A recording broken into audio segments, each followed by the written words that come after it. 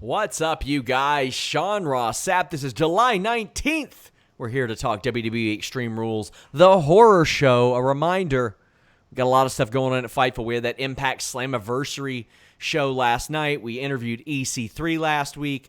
We interviewed Kylie Ray the week before that. We got some more interviews coming up this week. Eva Lise, an interview that I completely forgot I even had in the can. One of those that got lost. She's debuting on AEW this week. Might as well drop that. And, of course, lots of stuff at FightfulSelect.com. We're breaking news there every single day. It is worth your subscription, and it's the most direct way to support us. But you could also support your neighbors by wearing your masks, which Jeff Hawkins is doing right now. This is my homage to Eva Lise. God damn it. God damn it. She needs somebody in her corner. Wear your mask, kids. Hi. It's be back in the family. It's good. Yeah, like you were ever gone. You were on the Brock schedule, and true. your advocate got fired, so we got to fit you in where we can get you now. We're going to talk Extreme Rules, the horror show. Just a reminder, guys, we got stuff all over the place. I have an interview that went under the radar quite a bit with the former Mordecai, Kevin Thorne. I'm dropping articles all the time. Like, he's got like 5 or 6 good Vince stories in there. How he walked in with Tomko, and Vince goes, yeah, I don't like tag teams. Figure something else out. So he pitched Mordecai, where there was a funny one where he got yelled at for looking too much like The Undertaker. Then he went and got his hair cut, and then Vince yelled at him for that too. It is a good interview. Check it out.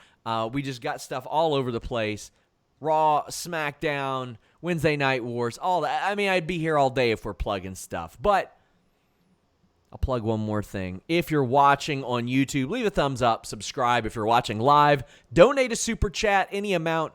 Get your question or statement read on the air. Jeff, as we go right out of the gate, what'd you think of tonight's show? I thought there was a lot of really good to great wrestling on this show, and a lot of it is going to be overshadowed by some of the storytelling aspects of it, I think. But I really enjoyed the show up until that swamp fight, and then I just kind of went, okay. And then even then it was so bad I laughed, like my wife was in here watching it, but oh man. And Jimmy's like, not sure if you know, but you're looking at the wrong camera. Jimmy, I don't gotta look straight at the people like this. I'm looking at Jeff. We got another camera angle here. I don't have to eerily stare into Jimmy, I'm looking at the people. I'm looking at all the sexy people out there. Multiple camera angles. We can do that. Jimmy, learn some production, pal. Man, the dogs outside are barking too. But we've got some super chats coming right in. Anakin JMT right out of the gate brings up something very important. Our friend Wild Boy, it's Wild Boy on Twitter, unfortunately lost his mother tonight, and we have set up a GoFundMe. Anakin did specifically. That is on my Twitter. I'm going to pin it to the top of my Twitter to help him cover medical expenses, funeral costs, and a lot of stuff like that. Please consider donating. He is a great dude. Been out of work since the pandemic, and I would love it if you guys would help him out. One of the great dudes that I've met in wrestling, so please consider helping out a little bit there. Big thank you to Anakin for getting that going. Jimmy says, stare into their souls, pal. I don't want to do that.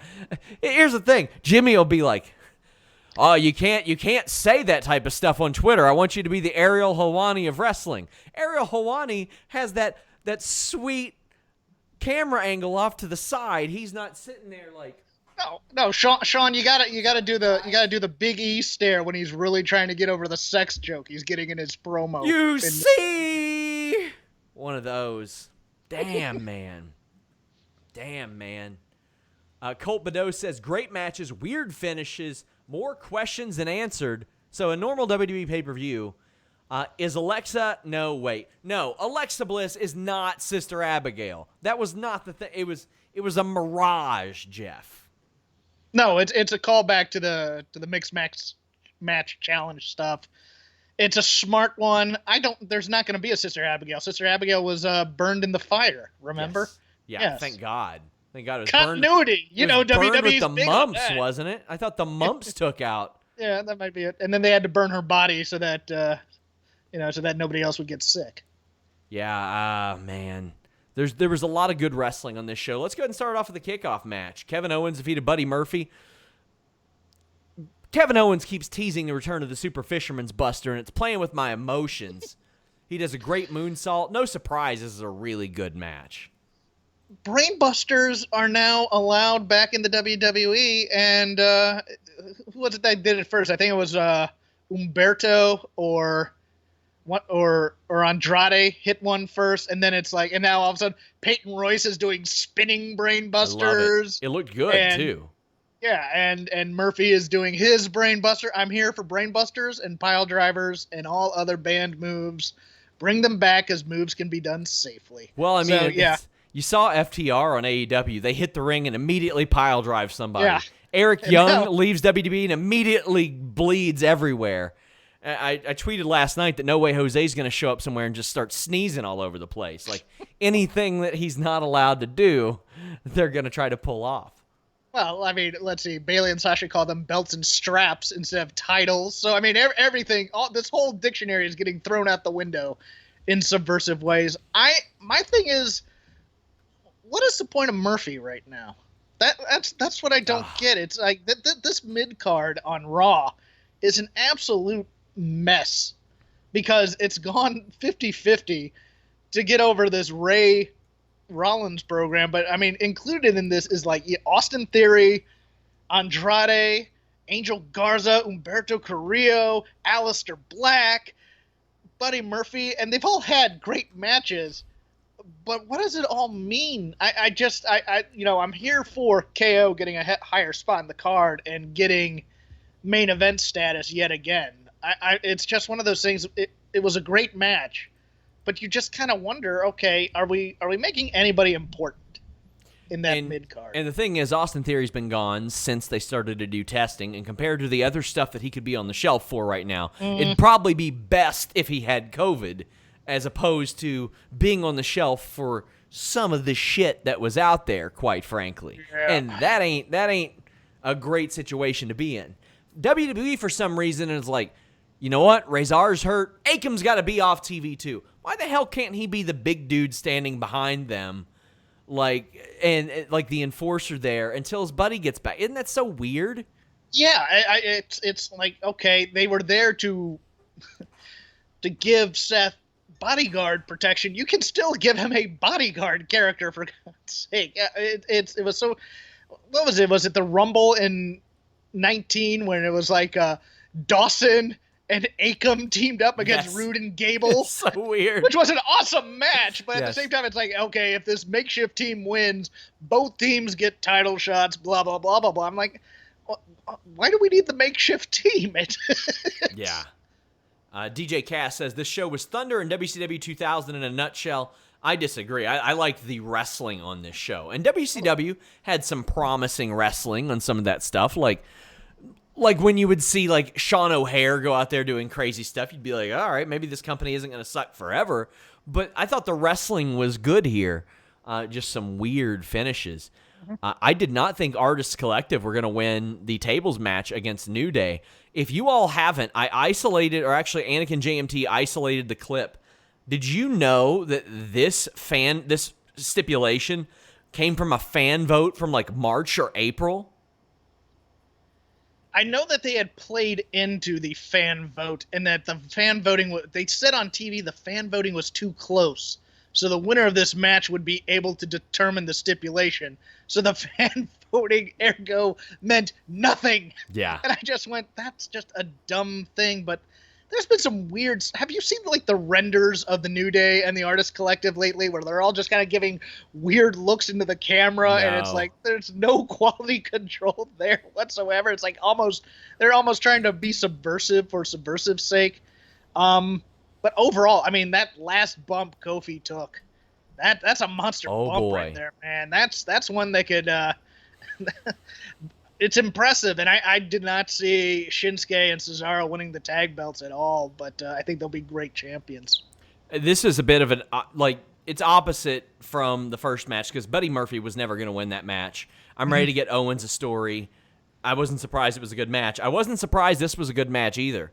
Kofi did a spot where I think Nakamura was on a table, and Big E was going to throw him out through the table onto Cesaro, and instead they hit him in the face with the table. You've got a trust fall that was really good. The Cesaro swing into a kick, but the finish was just amazing. They stacked up a couple tables, and then Nakamura and Cesaro like super power bombed Kofi through them. And quite frankly, in the main event of Slammiversary last night, I thought that was going to hands down be the best table spot that I saw this weekend. Not so much. There were like 2 really great ones on tonight's show. This ruled. I wish it would have been an elimination tables match. Just break as many as you possibly can. But good for Cesaro and Nakamura. I think Cesaro is a 7-time tag team champion now. I would not be surprised by that. I am fascinated by Nakamura. Kind of, he's engaged again, and I like that. Yeah. I like engaged Nakamura quite a bit. I mean, there's something about this tag team where he does not want to be outshone on the team, and you can kind of see it in the work. And Cesaro's a good guy to make him up his level if that's going to happen. And the thing is, we know that he can. It's just, will he? And like I said, it takes quite a bit to get over the level of a guy like Cesaro. Everybody likes a challenge, but they don't like it when the challenge comes from getting your penis erect. You don't want that to be a challenge. You just want that to be a given. And if you're giving it to somebody and you want a little bit more confidence, Blue Chew is here to help, my friends. Blue Chew brings you the first chewable with the same FDA-approved active ingredients as Viagra and Cialis, so you know they work. Don't leave your wood broken in a heap on the ground. Be confident. Stack them up, if you know what I'm saying. It's a chewable so it can get into your system a lot faster, and it's ready whenever you are, or when you're not. It gets you ready. That's the beauty of it. And, Jeff, where do you live right now? You're in California, right? I am in Los Angeles, California, yes. Get the feeling you're not trying to go to the pharmacy or the doctor if you can avoid it, right? I have my Fightful subscription to Blue Chew. There you go. So you don't have to go to the pharmacy. You don't have to go to the doctor's office. They work with you to get Blue Chew affiliated physicians to let you know what active ingredient you need. It ships discreetly to your home, much more discreet than this Segway was. And you get your first shipment free when you use that code FIGHTFUL. It is a beautiful world. Tell them you heard about them from us at Blue Chew on Twitter. I thank them for sponsoring the podcast. It's a good time, man. It's a good time. The Blue brand. All that wood, title changes, I mean, hey, if you got 4 people in one situation, you got to make sure that wood is good to go. Did you see the Big E promo? I didn't. On the pre-show? Okay. Big E has made a point to always go in there with a very hypersexualized joke to see if he can get it past everybody. And this time it was, we've been studying tables. We've been laying on tables. We've been we've been in the wood, and sometimes you gotta put the wood in you. And I just went, oh, you magnificent bastard. He's and amazing. I just thought Blue Chew. It's amazing. I love it. I love it. Oh, man. That was a good one. Rob Wilkins says 50-50 mid-card booking, then now forever.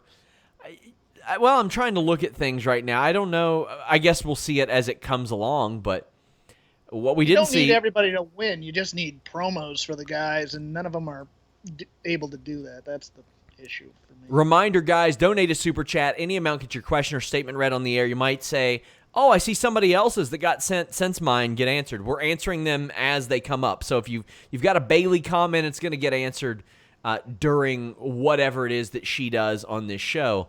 I mean, she did not win the United States title, but I'm not sure if MVP did either. I mean, quite frankly, I don't know who are the champions in this company right now, Jeff. Apollo Crews is not there. He's not been there for about 3 or 4 weeks. They said that he failed his physical after Lashley had attacked him. But MVP comes out and says due to forfeit, he's the new United States champion. I mean, why not?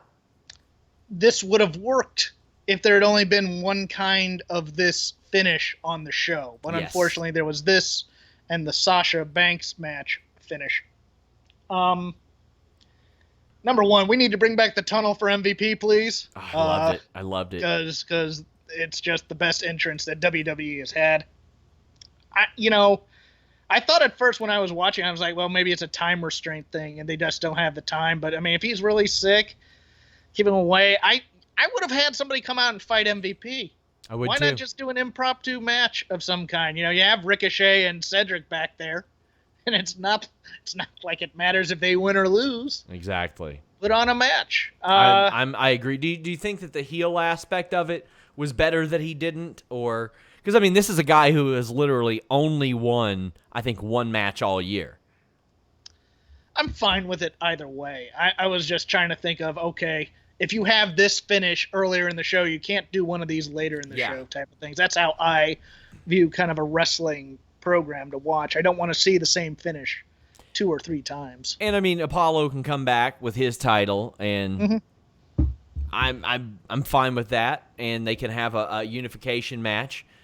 I'm saying I probably wouldn't hate if they went to the ladder well with that one, too, reminiscent of the Michaels Razor Ramon thing. Ain't going to be that good.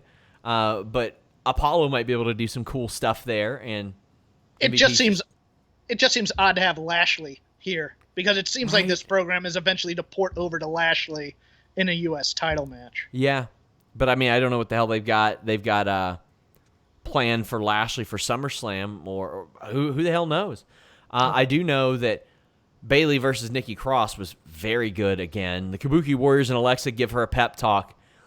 So there were those few months where Nikki was not on TV, and I got to say, they did good at explaining. Because if you remember how this team even happened, Nikki was just overjoyed that somebody realized she was at the show and was like, wow, Alexa Bliss is my friend. And for months, everybody thought, oh, she's getting used. I like that they didn't go that predictable route, and they made something even better. Because Sanity Nikki was really good, but this Nikki Cross is so much better, and you can tell how freaking confident she is right now. And Bayley might be the best thing in WWE right now. It's this fired on all cylinders for me. Bayley, Sasha, and Asuka are really carrying this dying company in so many ways to me. But we'll get into that in a second. This promo can't happen, though, with that result. It can't. The story of Nikki Cross is great, and she is going to eventually have to win in the underdog story to go to the next level. Otherwise, it's just going to be mid-card Alexa Bliss tag team thing. But you can't do this promo. You cannot do this promo and have her lose. You can't do the fire up, I'm confident, and then I get screwed. I mean, I guess getting screwed is okay, and it kind of makes it better. Yeah. But at the same time, you also have Kyrie taking the air out of this promo at the same time, where it's like, even if you lose. I love it. Which it's just funny on its own part. Also, I got to credit Michael Cole and Corey Graves for calling the hell out of this match. This is some of their best work in recent memory. They acted like this match mattered. When Nikki hit the neck breaker, Michael Cole was like, he sounded like that was it, and that was pretty cool. The body presses she did were amazing. I thought they did a really good job calling this match too. Michael Cole's feud with Bayley is the best one on the main roster. I'll say that, and his absolute inability to keep a straight face when Nikki's on commentary with him is fantastic too. It's 2 of the bright spots on here. I'm going to be a bit self-indulgent. I've had a lot of your listeners ask me, what's with the Aunt Pam joke? Oh, okay. Let them know. Okay, so here's the explanation. When Bayley came up to the main roster, I thought she was $1 million property. I thought she was going to change this industry. She was. And bring in female fans and all these other things. But you had a few people in the wrestling commentariat, particularly Dave Meltzer and Bruce Mitchell, who looked at her and go, this gimmick doesn't have a lot of legs because she dresses like a teenager. She's dressing like a child. It's that kind of gimmick, whatever. So when Bayley came out with this new haircut and this new look, I went, now Bayley looks like your aunt who just got divorced and is ready to party at a nightclub. And thus the Aunt Pam joke was born. And so I've been calling her Aunt Pam ever since. And I think that was one of the things that Meltzer had said back in the day, like, she won't be able to be the big sister. She'll have to be like the aunt or something like that. Yes. And that's what I dove into, and I went, okay, here comes Aunt Pam. Yeah. I love it. I love the Aunt Pam thing, and she's embraced it and become like the best thing in WWE.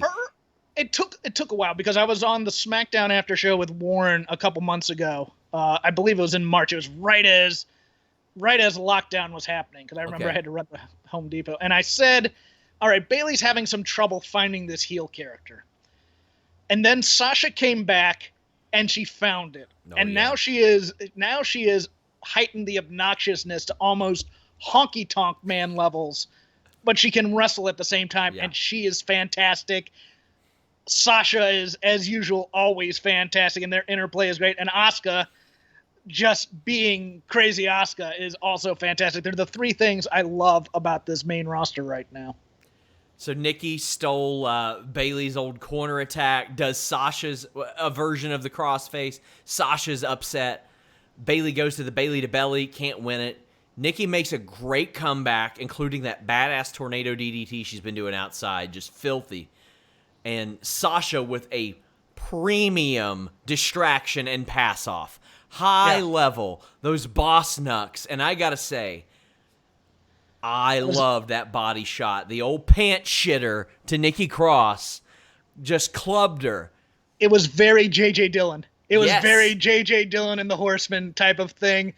The other thing I love about this is that all of Bayley's babyface moves backfire on her. Yes. Like when she does the jump through by the turnbuckle for the drop kick, she doesn't hit that anymore. She gets caught in that and ends up getting beat up by that. She's absolutely fantastic as a heel, and look, I am a huge Bayley fan. Same. I will talk her up to death, but she has exceeded my expectations about how big she is, and in the empty arena era, she's been the most improved, and she's been the one who's been the best at this. Yeah, and it goes across brands too. Like, I'm not tired of seeing them on all these shows. Oh, good, because they put them on every show.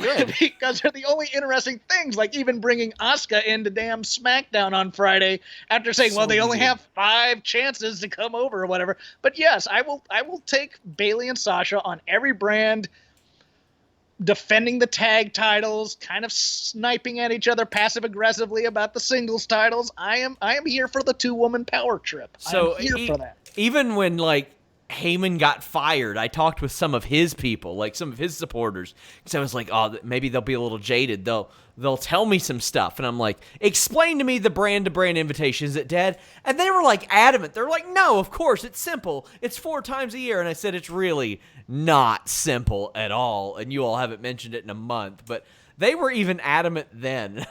I was trying to prod. I was like, hey. Can't knock the hustle, Sean. You just can't knock the kayfabe. I mean. It was amazing.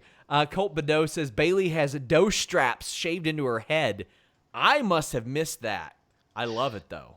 She was making a point of it before the match to the ref and everything, and then eventually they said it on commentary when it was like when she pointed to the back of her neck, and Michael Cole goes, "Is that a tattoo?" It's like, no, she's not pointing at the tattoo on the back of her neck, Michael. It's the dough straps in the head. Oh my God. Throwback 27. Make sure you guys check out his show every Tuesday.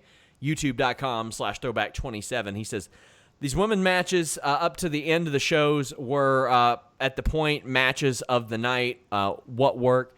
I had Ziggler and Drew as match of the night when all was said and done, but I don't think there was a bad match on this show, and especially Bayley and Nikki and Sasha and Asuka just knocked it out of the park, and we knew they would. Yeah. I had Sasha and Asuka as my match of the night.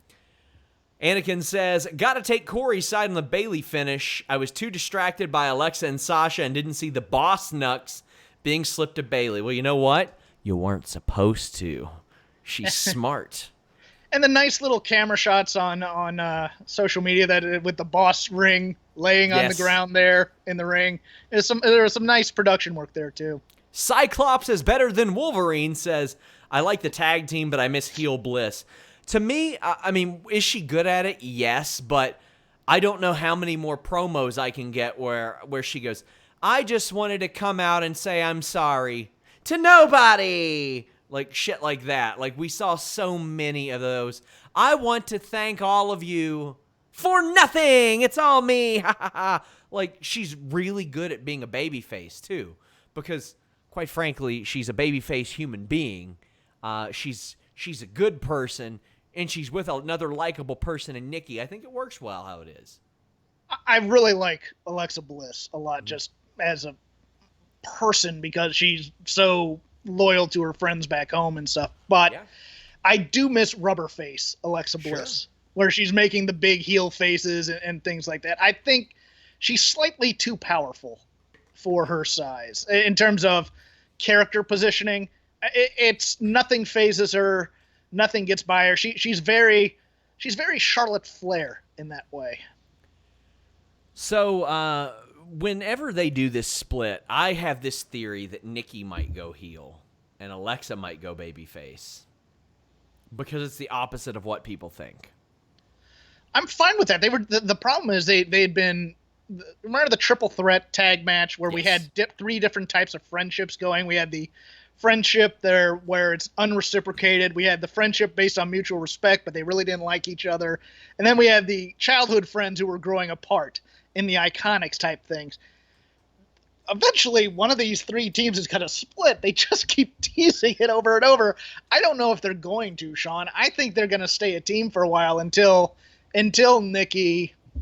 I'm okay with that. Gets her comeuppance, I guess. And if she gets her comeuppance and then Alexa wants a title shot, then maybe Nikki goes heel. I could see that. DJ Cass says, I'm looking for a reason to care about WWE. This show just reminded me how good of wrestlers they have, but they can't get out of their own way. It's hard to disagree with that based on a lot of the finishes and a lot of the booking. But, I mean, like I said, I enjoyed every single match on here, and even the swamp fight was so stupid that I found it entertaining. Yeah, it's the storytelling that's bad. The wrestling's pretty damn good. Reminder, guys, leave us a thumbs up. It really helps. Comment on the comment board below. Well, no matter where you are, I think that's open no matter what. But, yeah, it helps. Eye for an eye. This match was much better than I expected, and I'm going to say, like, I didn't expect them to have a bad match, but they're, like, using rebar and, like, kendo sticks. Nobody brought a Red Ryder BB gun to this fight, so that's kind of surprising. I mean, granted, Rey's depth perception was already going to be off, but they teased running Rey into a kendo stick that was out there. I don't remember rebar ever being used in wrestling. I don't either, and Joe fell in love with that, and I love Joe on commentary. Joe brings a certain weird energy to it where it's almost like you feel like he's going over the line of what he should be doing, but at the same time, he's perfectly in line with WWE commentary. I really do enjoy him. He feels real on the commentary desk. Well, Rey and those stem cells are quite something, because those suicide sunset flip bombs hit even harder with those plexiglass walls and all that. And Rollins does a stomp after Rey stomps him. There was a Falcon Arrow on the apron, a modified one. It was held a little bit different than the typical suplex, but I kind of liked that. Almost like one of the original Undertaker tombstone holds, so to speak, or the Rikishi drive or whatever it may be. But then he slammed him down into a Falcon Arrow. And then Rollins gets his eye ran in the stairs, but does the same to Rey. And I love it because the ref goes, "It's out! It's out!" And if you see the close-up, there's like a little faux eye that he's holding in his thing. Yes. So it's like, yeah, it's out. Now what happens now? Do they put the eye back in? Does he get a robot eye? Does he get like something, magical where he's like part computer now? What happens? Eye patch? Is he a pirate? I don't know. I mean, he can just go away to Colombia and get that stem cell shot into his eyeballs, and he'll be all right. It surprised me that nobody bothered to XP up and just adopt the Stan Hansen and knock an eyeball out that way. Like, you can't just do that. Like, we got video games with alligators and shit. You can't XP up and just adopt that. It worked for him. Why is no one wearing protective eye gear in this match, knowing that you're going after the eyeball? That's my question. What'd you think of this match? Dom comes out to help Rey. Rollins gets jeered. He borderline does the Shawn Michaels "Why am I so violent?" Which since Bix has brought that to my attention, it is a hilarious trope. It is so funny to me when people are like, "Oh my God, I just beat up this man in a wrestling match." Ah! But yeah, everything about this Messiah character is so. It's a Nicolas Cage character is what it is. It's such over the top acting where he's like there's no subtle motion in anything Seth is doing at this point. It's all for the back of the room. Nick Cage, Al Pacino school of acting things, looking at his hands. Oh my God, what have I done with these hands? Oh, they're so cruel, these hands. If I could cut them off, I would. And then he goes into some Shakespearean soliloquy about hands and whatnot. The wrestling was great. I'm still waiting for the point of Dominic here, because I'm just like, okay, you're in the back the whole time? Come on, man. Go help your dad or something. The wrestling's great. The storytelling is meh. Yeah. Hannah Moore says I would have showed up with goggles. Honestly, if Seth would have lost and then adopted the Horace Grant goggles for when he wrestles, I would have found that amazingly entertaining. I would have had goggles and a Richard Jefferson face shield on. Josh Cardenas says, what does this mean for Mysterio's situation with WWE? Well, it's reported that he's working without a contract. I think he had an out clause anyway, but I honestly thought that Rey was going to win this match and then lose to Orton at SummerSlam as another legend, and then Rollins would be like this leader who never wins matches. I thought that would be like his thing, because before this, the only singles match he had won since February was against a jobber. That was it. Like, he didn't win. The false Messiah. Yes, exactly. Yeah. D'Lo Diggs says, all I can think of after the eye for an eye match is Crumb from Real Monsters. And Vince McMahon yelling, he's gonna puke. I remember Crumb. Oh, the puke. Yep. Oh, so we've had Robert Stone puke on a show. Yeah. We've had Seth puke on a show. Are we done with this trope, please? Actually, because it's just... In my Mordecai interview, I talked to him about meeting Vince for the first time, and I'm like, I'm sure you had watched Beyond the Mat by then. You saw that Draws thing. Like, did you fear something like that? And he was like, well, honestly, yeah, I did. I kind of did. Like, he thought he was going to go in there with this Mordecai character, and Vince is going to be like, show me, pal. And it's like, okay, all right, let me just float through the goddamn air for a little bit or something. Throwback 27 says, LOL, the BB gun reference makes me want to watch A Christmas Story, and we're in July. You're going to shoot your eye out. I actually hate that movie, but the reference was too good to pass on. Oh, yeah. I've made the joke, too. Yeah. Anakin JMT says, over 1K in the Wild Boy Fund. Thank you all so much. That is still pinned to my Twitter. It will be for the next couple of days. Please check that out. I think that Anakin set like a 1K goal, but I mean, funeral costs, medical costs for something like that is pretty ridiculous. So believe me when I say that if you all were in a rough situation, this is the kind of guy that would help you all out if you were in that situation. So please do that. Also, shout out to Jimmy Van, who I just saw personally, sent $500. Thank you, Jimmy, for doing that. Throwback 27 says, this match is the reason I'm happy I wear safety goggles at work. Working on cars has the same dangers when it comes to the eyes. And in this heat, too. Like, I in this heat, I would imagine that's pretty rough. Somebody's... Oh, you've been memed on Twitter now. Oh, no. What did I do? Your reaction to the Blue Chew segment. I'm trying not to corpse. I love it. Yeah, you ain't going to catch me working on the damn car in this heat. Raw Women's Championship. Now, this is after Bayley trolls Rey about not seeing double vision. That was a fantastic Swerve promo. Can we talk about this for a little bit? Because this was amazing from Bayley, who is not the best actress in the world. But she just looks in the camera for her, and Rey, just want to say to you, you're not seeing double because I got these belts. I just went, oh, you magnificent woman. I so hearted that promo so much, and I laughed uproariously at the reveal. I thought she might have been serious for a second. Did too. I bought in. I bought in heavily. So, did you watch SmackDown? Yes, I did. Okay, I thought Morrison and Miz sold their asses off for Braun. They knocked it out of the park. And then when I see Lacey come out and be like, nasties, I'm like, man, you fucked it up a little bit. Like, even she should have been concerned. She should have done like a second look and go, oh my. Yeah, like one of those. Really, yeah. So my thought was, okay, they probably recognize the error there, and we're like, okay, Bayley's going to sell this for them. And we'll be like, man, Bayley's such an asshole that this is serious. But even though they didn't do that, it was still awesome.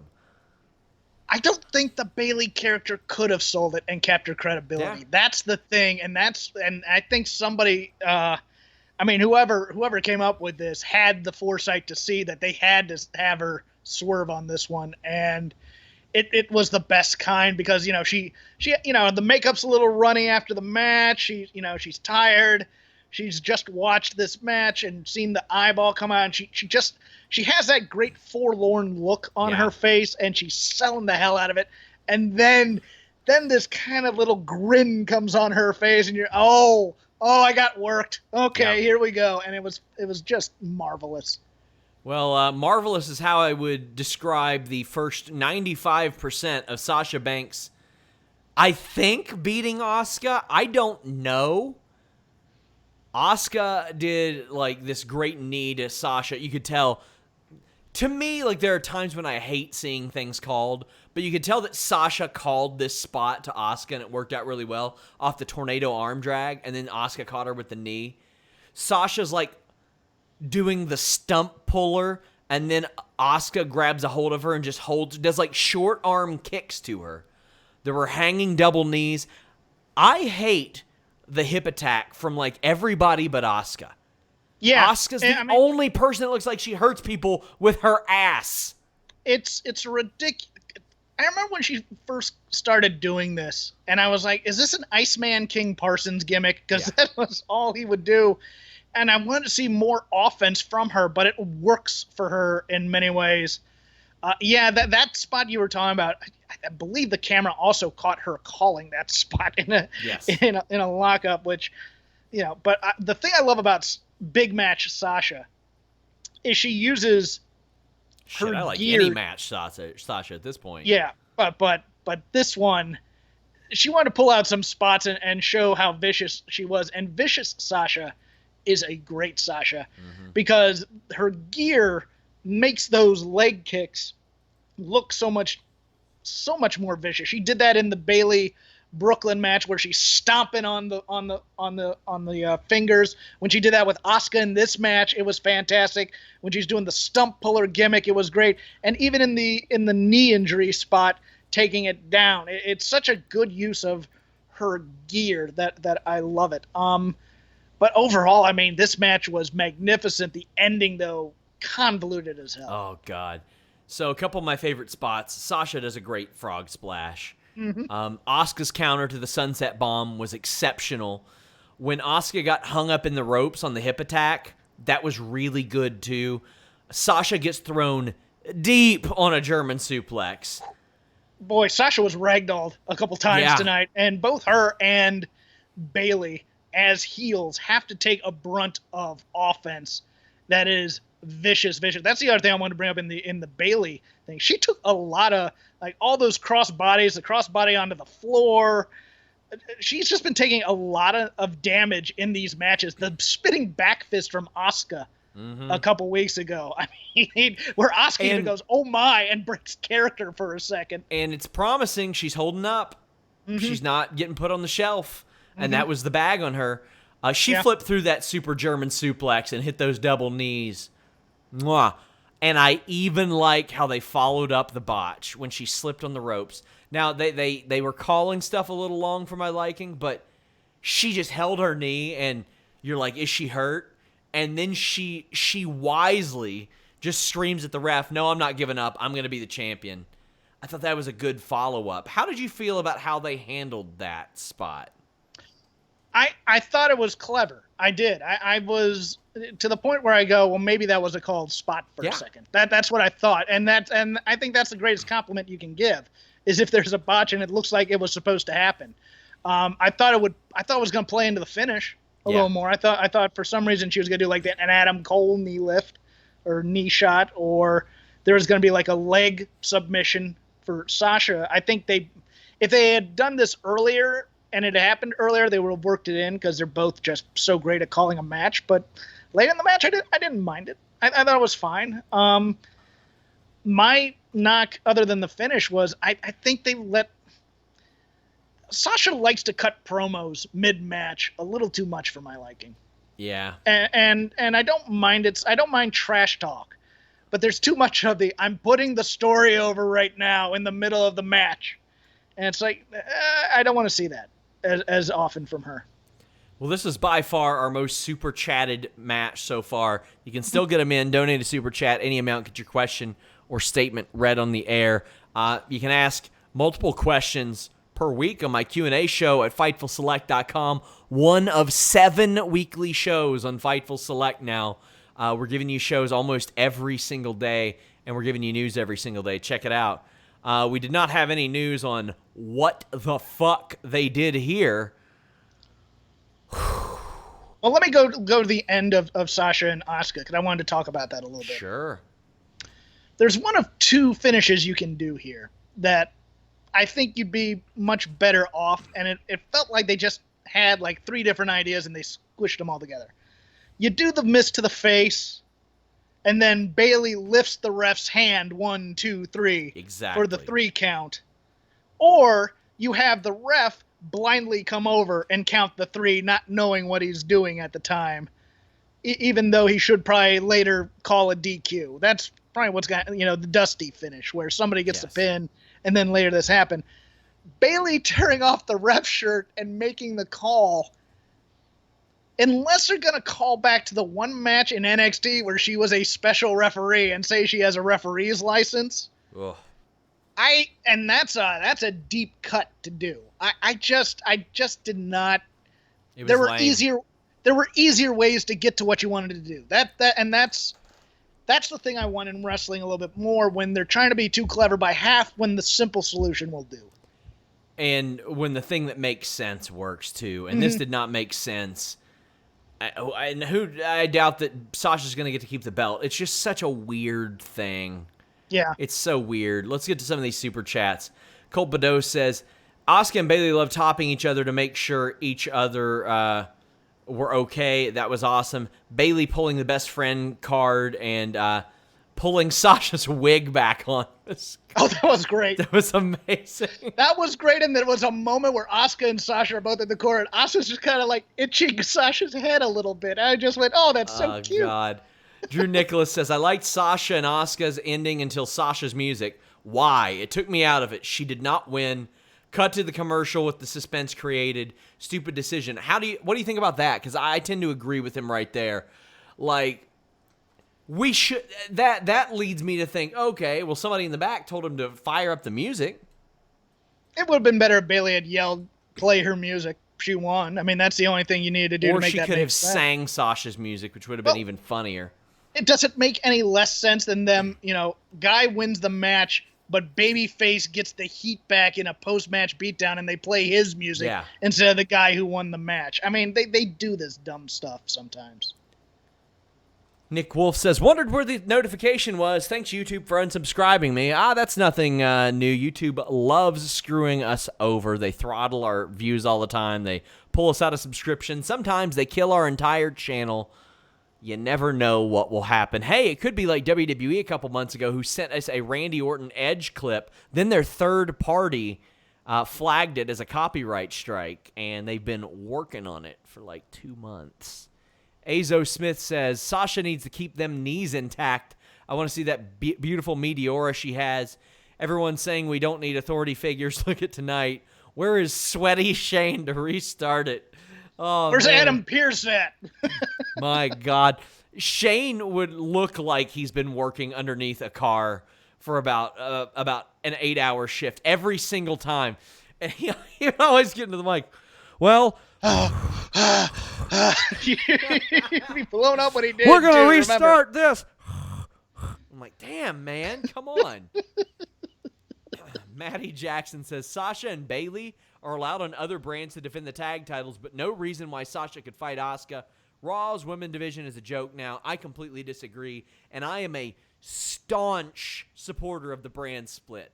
But it has been well established that the NXT tag titles are the Willy Wonka golden ticket. You can go where you want, and you can do almost what you want. Same with the 24/7 title, I would assume, is that you can do what you want. And I'm okay. Yeah, and I wanted them to take more advantage of this. I mean, especially like if Evolve were still around, I would have loved to have had them do a show there. I'd love seeing them appear on NXT occasionally and say, "Hey, who's a tag team here? Who you got here? Because we're here. You know, we were the popular kids in school. Who's there now? You know, I want more of that. I thought the Iconics should have done it. I thought, Kabuki Warriors did do it. I like this. I want this women's tag division, to mean something in a world where they don't give a crap about tag teams. But you got a lot of women who need a program. Why not team them up and say, hey, we're going to work ourselves into a team to take on the tag champs? Yeah, I completely agree. Anakin JMT says, if WWE could book all their women well, would they have a better roster than Impact? Yeah, I think they would. I think they could probably put together any number. I think they could probably put a couple of rosters better than Impact out there. But when you're not using Shayna, you're not using Bianca, you're not using like so many. Chelsea Green's sitting at home right now. Like, it's so weird. If they could have 3 moving stories at the same time, it would be something. And they almost did at one point with the Mandy Sonya thing as well. But that's kind of been put on the shelf for a while too. Mid-card stories are great. Mid-card matches going 50-50 are not a story. So, I mean, therein is the difference. Azo Smith says, I feel like tonight's show was a prime description of WWE in a nutshell. Great wrestling, terrible finishes, and booking. They have trouble booking. They have trouble making baby faces likable. They have a lot of trouble with that. It's hard for me to disagree. Wait, are you saying that a company that now has heels in the form of Johnny Gargano, Candice LeRae, Bayley, who are some other white meat who should be baby faces that are heels right now on this roster? Because that's the thing is eventually you get to the point where it's like, oh, they're too good, they're boring, let's turn them, and then it'll make them interesting. Because you see this in the men's side somewhat as well. You have to have the dark edge to every male champion in this company. It's like you have to be the lone wolf. You can't have friends. You can't help people. People are just there to be used on the way up. And so you saw this with the Drew McIntyre Heath Slater angle. That was just absolutely ridiculous. Drew came off as a complete dick on that. He did. I'm sorry. He did. If I were writing that, I would have had Heath say, and you did all the same things that I did for you, except you didn't get me my job back, or you didn't keep me from getting fired. Or you have Heath lie. Yeah. Just say you never called me. I called you. No, you didn't. Man. Just to have Heath be the heel in that case, but it was such a weird. It didn't make Drew come off great at all. I didn't understand it. I agree. Azo Smith Says, I agree with Jeff's point about Sasha cutting promos during matches, but I loved after the bot that she was saying, I need to be champion. Like her jealousy was overcoming her in that moment. I agree. No, that covered for it. And that was, I will not down on that. My overall thing is the big matches for titles, there's a moment where she has somebody in the corner or something, and she just starts talking the storyline, and you go, no, you should be punching her right now. Stop that. Yeah. Fernando Cruz says, do you think the women's division needs a mid-card title? I kind of think they could just call the NXT Women's UK title like the European title, and it could be like a golden ticket title as well. But fine with doing more with Kaylee Ray. She is fantastic. I love her to death. They don't need a mid-card title. They just need the mid-card to mean something. Yep. That's all they need. I mean, titles don't mean jack squat unless they mean something. See the U.S. Intercontinental, Tag Team titles, all of those. There's not any prestige to the titles, so it doesn't matter if you give them to somebody. Whereas, I'll bring back my childhood fandom. NWA circa mid-'80s had useless titles, but they all had programs where the title meant something to them. I mean, you could have a brass knuckles champion, and he was talking like he was going to kill the guy who was in front of him. I mean, all you need is a little bit more emotion, and you need people to care about these programs. And that's the thing is, for me, is there's a lack of emotion unless you're in the top of the card. It's just you're in this program and you're just doing stuff. Maddie Jackson says, I'd be fine with Asuka and Sasha as well if they built Shayna. Yeah, I disagreed with you on your brand split notion with that particular thing, but they should have built Shayna. There's no reason for her to be off TV. She wasn't hurt. She wasn't sick. And that's another one who, look, you have Mercedes Martinez on the roster. She and Shayna and Nicole Savoy are one of the greatest female stables to me ever, called Trifecta. But you could have those two tag up and build a resume for the tag team champions in the meantime while you're looking for something for Shayna to do. I'm here for Shayna and Nia Jax right now, quite frankly, because I don't want Shayna near Sasha and Bayley just yet. I want her to build up a little bit more. Yeah, I agree. TD Stinger says, typical WWE pay-per-view with good wrestling, weird booking. With the rumors of Evolution 2, could they split SummerSlam into 2 nights with 8:23 for the men only, 8:30 for the women only? I don't think they would split it like that, but I don't think you need Evolution 2 right now without audiences. Yeah. It just comes off as another empty arena pay-per-view, which is just with just them talking about how look at what we've done for women's wrestling and just patting themselves on the back. It seems really self-congratulatory without the crowd that really pushed them to do that. Yes, and it's an insult to the women. The women deserve a full house to do it in front of, as opposed to here's a cookie for you guys and a pay-per-view in front of NXT Performance Center trainees. Anakin JMT wraps up the super chats on this one by saying, having to tune in tomorrow to see who's actually champion is one good way of trying to raise the Raw rating. It is a cliffhanger. So yeah, that is rather interesting. This Extreme Rules match was... So Dolph Ziggler got to announce the stipulation. He says, it's an Extreme Rules match just for me. And if you get counted out, I win the title. And I was like, you know what? I dig it because it makes him look smarter. It makes him look better. And that I'm good with. Jeff, do we still have you? Okay, we do still have Jeff. There we go. He's back. You back, Jeff? Okay, yeah. You cut out. Yeah. This stipulation made Dolph look smart. It did, but on the other hand, the smartest stipulation Dolph could ever make, and I just want once a heel to try this, is an only Dolph Ziggler can win match. And I go out there and only Dolph Ziggler can win. Because and just say that the powers that be rejected it. That's all I want. Just once is to have a heel that smart. I liked it. I liked this match. I liked Dolph. I just wish he had been more interesting over the years. That's all. The thing is, Dolph is very good at making amazing matches out of matches that we know he's not going to win and we know don't really matter. Like, he gets his ass beat until Ziggler kicks him in the nutsack And Detective Dango says, Dolph with the Omega Okada of cup checks on Drew tonight. It was one of the greatest ball shots I've ever seen. And Dango also said it sounded harder than the Claymore that Drew hit him with. It was badass. It was badass. And Ziggler's offense ruled. All the chair shots, the Faymaster off the table. The sleeper was even good. Great. Yeah. Countering the Claymore by hitting him with the chair. And that goddamn elbow drop to the outside through the table was majestic. And to top it off, The Rock this week said that he thought Ziggler could win the title. So what does he do? A rock bottom on a chair. Mm-hmm. This match, I mean, Dolph's fantastic. But Dolph is a guy, I'll give a classic corollary. He's Rick Rude in a way. He's good on the mic, and he's good in the ring. But if he had a manager who was, his second that he could play off of, he'd be top tier.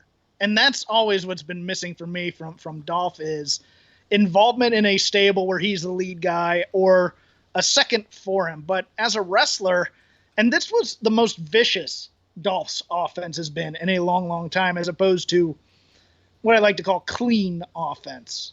Do you know what I'm saying when I say that? Well, go ahead and fill me in. When Dolph wrestles, he's very clean. It's very smooth. This is a great choreographed match. This one felt like he was fighting for a title, and I liked that about it. Well, this was awesome. I love the finish. Ziggler setting up for the super kick. Drew hits the Claymore and wins. Wow, that ruled. Michael Esquivel says that was match of the night for me at least. I agreed. I thought that the shitty finish of Asuka and Sasha put this one a little bit above it for me. But, damn, this was amazing. What are your thoughts on Drew as champ? I think he's fine. He's working with what he's got.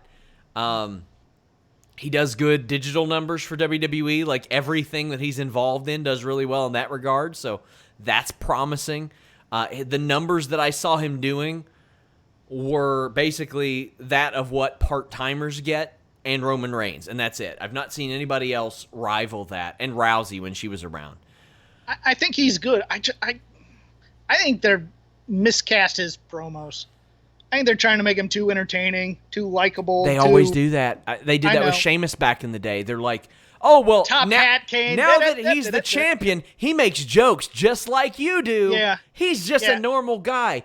No, he ain't fucking normal. He's like 6'5", 250, full of muscle, and can kick people's heads off. He's not like me at all. Stop making him like me.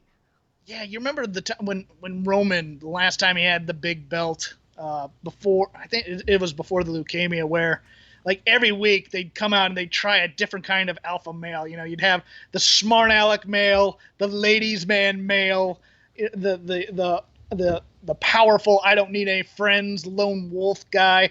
They have their tropes that they've been trying, and this one is I'm a badass, but I'm also able to crack a joke. And I'm just like, I don't want that for my badasses. I really don't. And there's so many people that are like, oh, well, Sean, you like New Day and all that. And I'm like, well, yeah, because there was no significant change in what they had based on the fact that they got a title.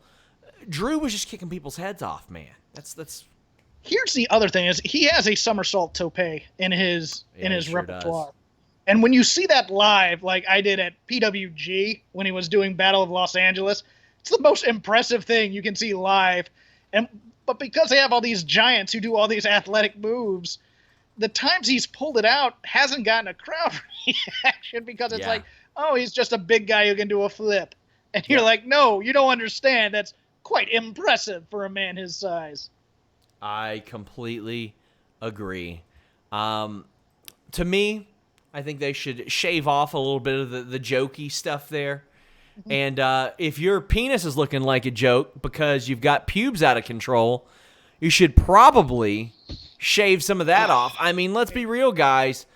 Summer is in full action, and we are very thankful today for our sponsor, Manscaped, for helping keep us fresh. Sun's out, bun's out. Hopefully your pubes are not out. I mean, it's going to be stinky down there, if so. Take care of yourself. Take it from the most sponsored dong in wrestling media. Manscaped offers all the right tools to keep your hair groomed above and below the belt.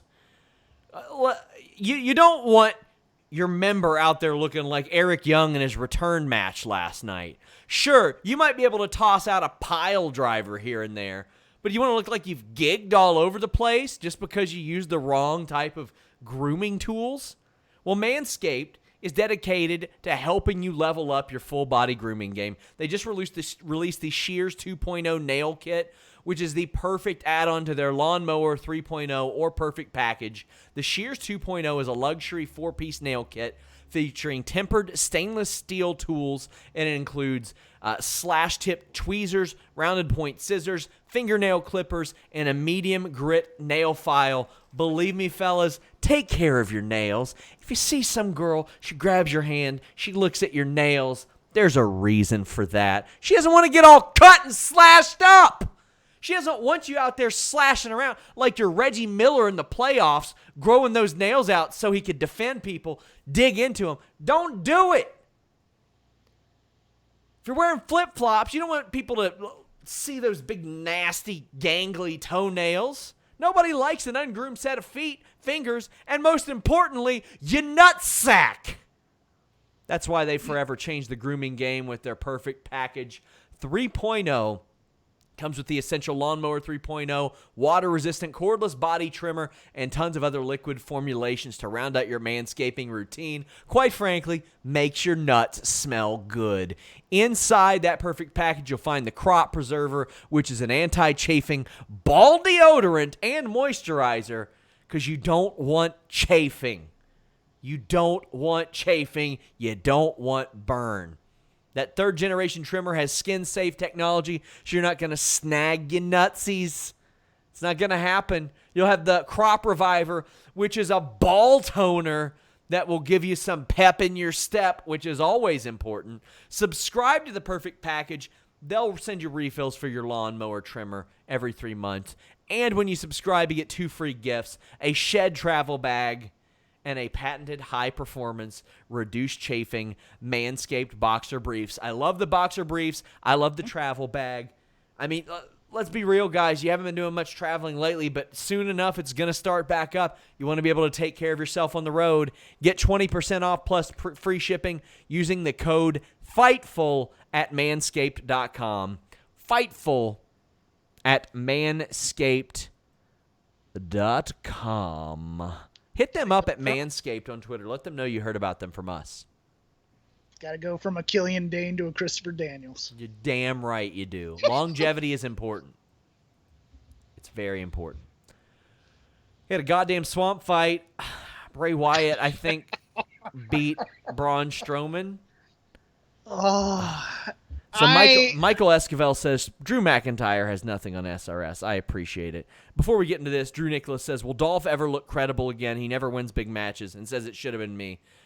It would take a lot, I would He's say. where he is. I mean, he may have another tag team run with somebody, but he's not going to hold the big belt. He'll hold that other belt.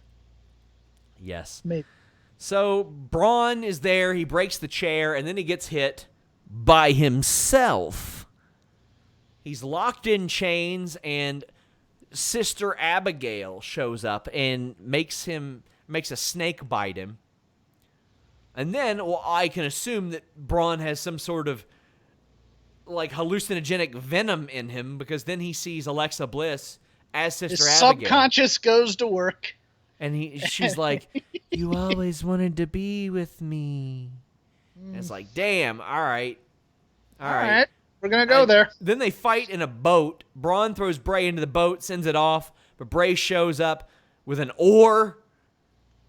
Braun kicks Bray into the railing, and the graphic runs, and Braun goes, it's over. But then Bray shows up with a mandible claw and drowns him. Wins the tournament for the new WWE Universal Championship. The man got drowned, and the Fiend reemerged. That was it. It took a long time for that to happen, and not a long time for me to recap it. It was so funny. It was so bad it was good to me in that it was funny. I rated this an LMAO out of 10 on my match ratings. I want your thoughts. Did the Funhouse match actually end, or did it just kind of darken as well with John Cena? No, I think Bray pinned him.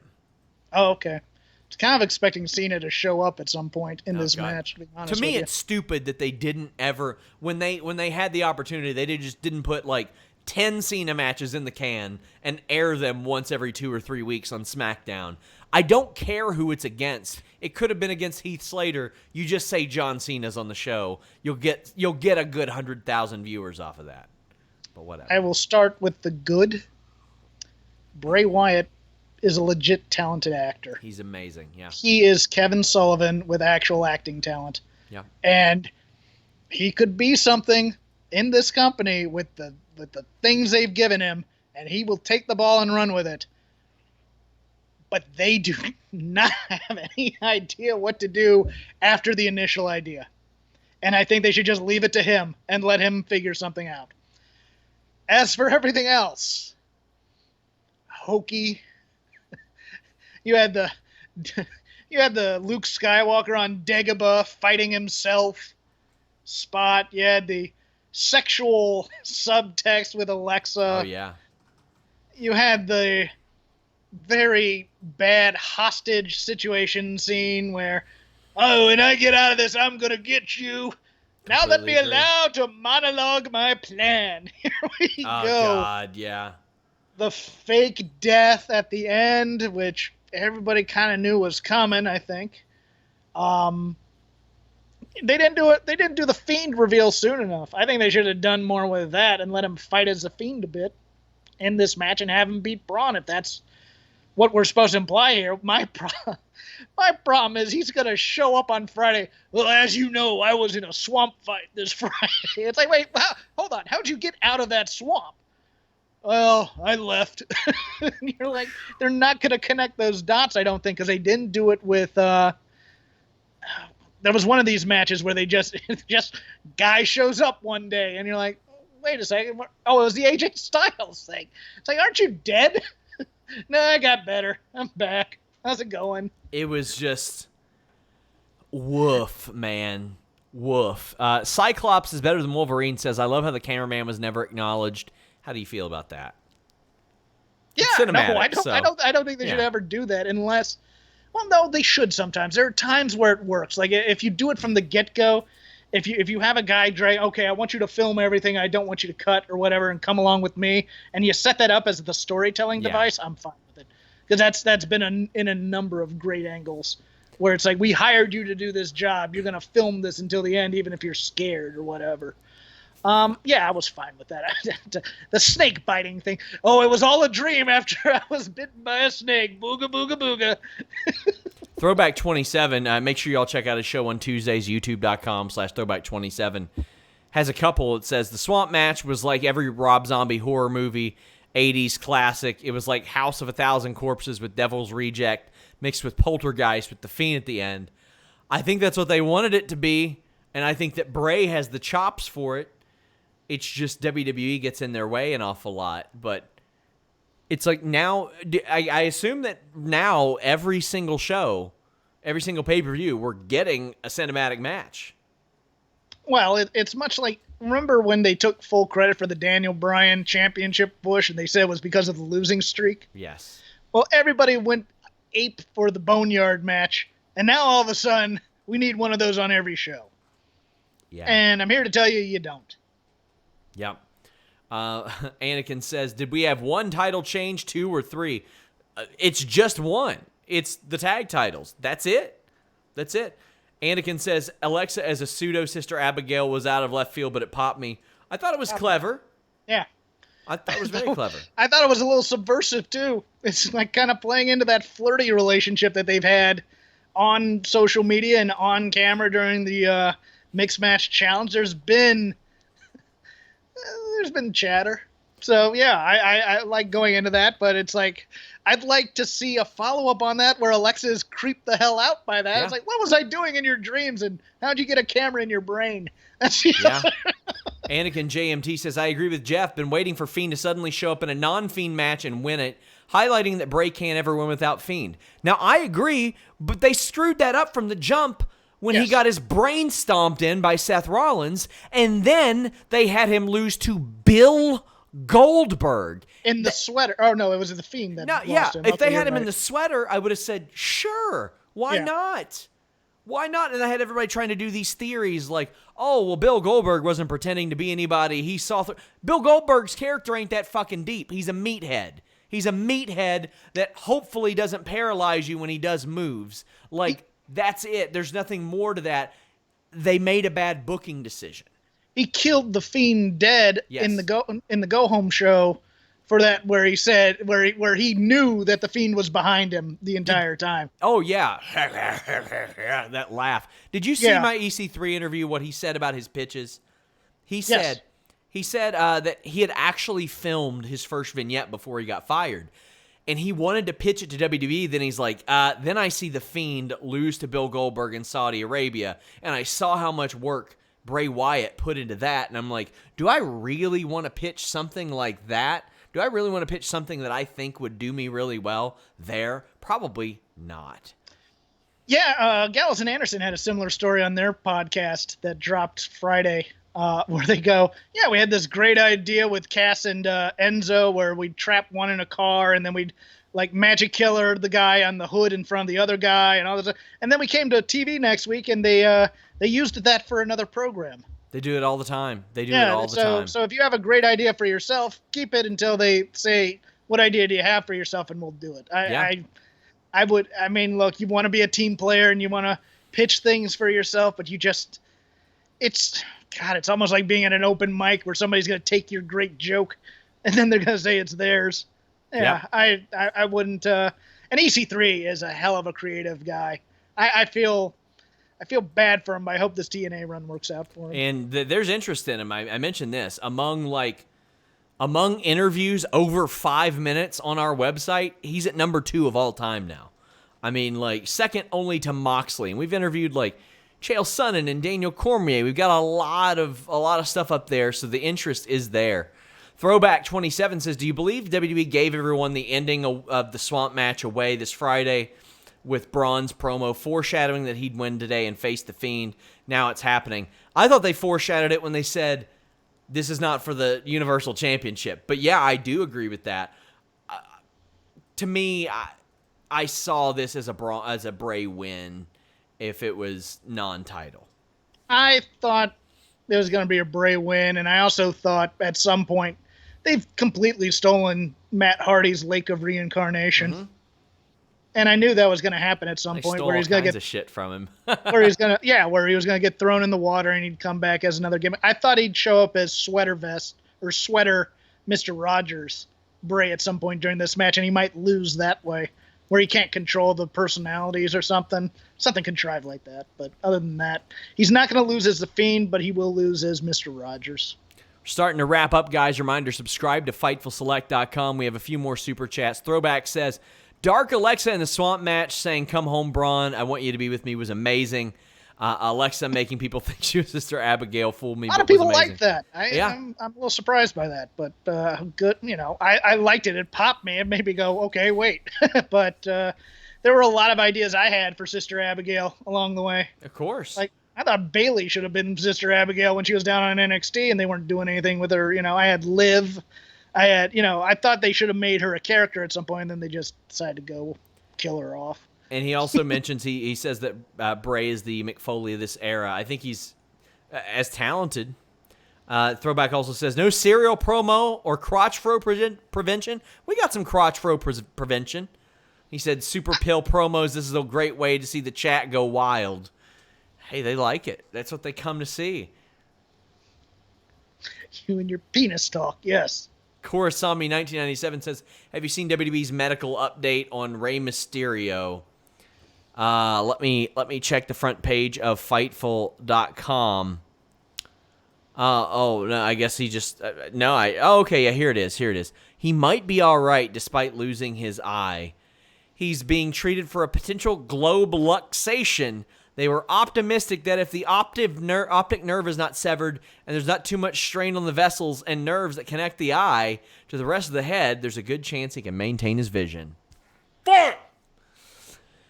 Anakin says, at least there's no anal bleeding on this oh, one. God. I love that. Anakin says, love how it was a non-title match, but WWE said it was a title match. Right hand doesn't know what the left is doing. Happens way too much. Oh, yeah. And Rob Wilkins says, who does AJ Styles feud with next, do you think? I think it's still Matt Riddle after he beats Corbin. I think that's the next thing, but maybe That ain't happen until SummerSlam. God, okay, who's the baby faces on the SmackDown roster? Probably Daniel Bryan again. Maybe if he even wants to come to work, he ain't there. He's sending in videos right now. So I mean, it's hard to disagree. Guys, I bring up Ciampa. They're not doing anything with him on NXT.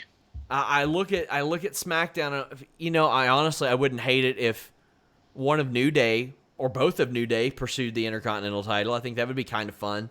Otis. Yeah, if he's out too right now. Yeah. Oh, guys. Thank you all so much. We went way over time. Jeff, tell the people where they can find you. Find me on Twitter at CrapGame13. You can follow my show at Shake Them Ropes, part of the Voices of Wrestling Network. Myself, Chris Novembrino, sometimes Rob McCarron, going over mostly WWE, some AEW, whatever tickles our fancy in the wrestling world. Find it on all your podcasting stations, catchers, whatever, Stitcher, all that other stuff. But Shake Them Ropes. Follow me on Twitter at CrapGame13, where I crack wise about wrestling every week. Guys, we have a new co-host on the Friday SmackDown show, and I thought it was great. It was such a fun show. Jeremy Lambert. Make sure you all check that out. Denise was on Wrestle Talks. Watch along. Watch that, I guess. They're British, so maybe not. But got something against the Brits there, Sean? FightfulSelect.com. FightfulSelect.com is the most direct way to support us. It helps us pay our staff, helps us pay our podcasters, helps us do all that. Show it some love. And again, at the top of my Twitter, I have pinned the GoFundMe for Wild Boy. He's one of our mods. He's one of our friends. He is an amazing dude who has been through, unfortunately, a lot lately. And help the guy out. Thank you all so much. Until next time, we're out.